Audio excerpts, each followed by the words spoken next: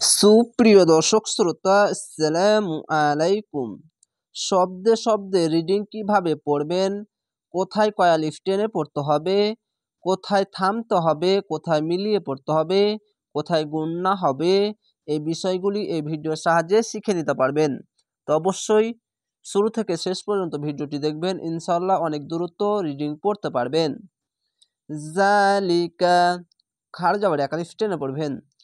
জালিকা মিন আম্বাইল, এখানে মোটা চিহ্ন মধ্যে লাজিম 4 আলিফ টেনে পড়বেন। এখানে ইকলাব গুন্না, এই নুনের উপরে সাকিন থাকলে আর একটি ছোট্ট মিম যদি আসে, এই নুনকে না পড়ে এই মিমকে পড়তে হবে।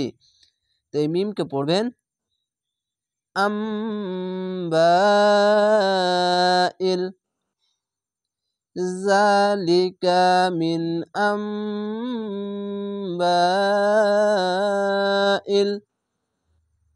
গায়বি নুহিহি, পেশের পর অসাকিন এক আলিফ টেনে পড়বেন, জেরের পাশে ইয়া সাকিন এক আলিফ টেনে পড়বেন। এই হা উচ্চারণটি অনেক সবাই এই হা আর এই হা একই পড়ে নাই, যেরকম আমি বলছি, আমি একই বলছি।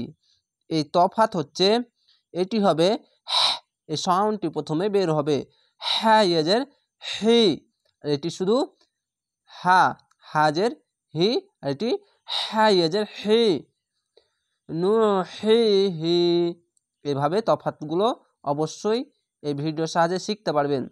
দুটোই শব্দ উচ্চারণ করতে গেলে একই উচ্চারণ করে দেয়, তো কিন্তু এটি হা হবে, এই সাউন্ডটি প্রথমে বের হবে, আর এটি শুধু হা, আর এটি হ্যাঁ। ইলাইক, এখানে এক আলিফ টেনে থেমে যাবেন। যাওয়ার পাশে ইয়া সাকিন থাকলে আর যদি থামতে গেলে এটা তো সাকিন দিলে এরকম হবে ইলাইক, এভাবে থেমে যাবেন। তো এর জায়গা থামা ভালো, ওয়াকফ করা ভালো, তার জন্য থেমে যাবেন।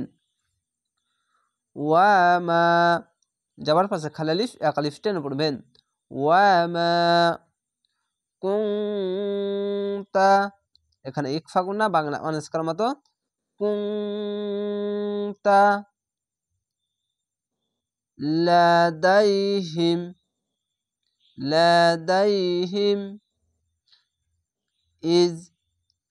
ইজ, যেখানে টান হবে, যেখানে সমস্যা হবে আমি বলে দেব, ওইগুলোতে যেখানে কিছু বলছি না, যেরকম শব্দ সেরকম ভাবেই পড়বেন। ইউলুকুনা, পেশের পরে অসাকিন এক আলিফ টেনে পড়বেন। ইউলুকুনা, কফটিকে মোটা করে কু বলবেন না, কু মোটা করে উচ্চারণ করবেন।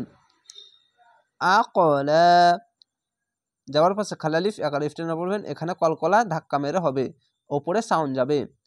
আকলা মাহুম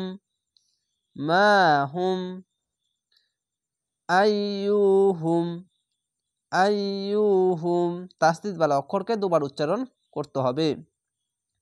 ইয়াকফুলু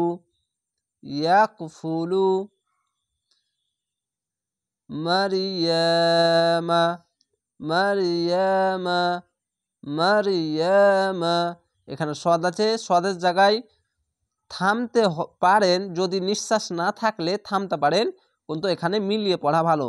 যেরকম এখানে থামতে গেলে মারিয়াম এভাবে থেমে যেতে হবে, কিন্তু এখানে থামা ভালো নয়, মিলিয়ে পড়া ভালো, তার জন্য এখানে মিলিয়ে পড়বেন। তো এখানে মিম যাবার মা উচ্চারণ হয়ে যাবে।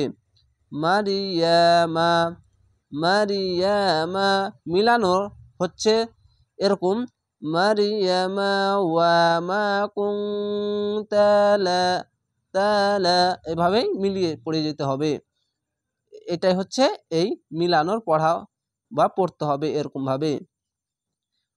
ওয়ামা, যাবার পাশে খালি আলিফ এক আলিফ টেনে পড়বেন।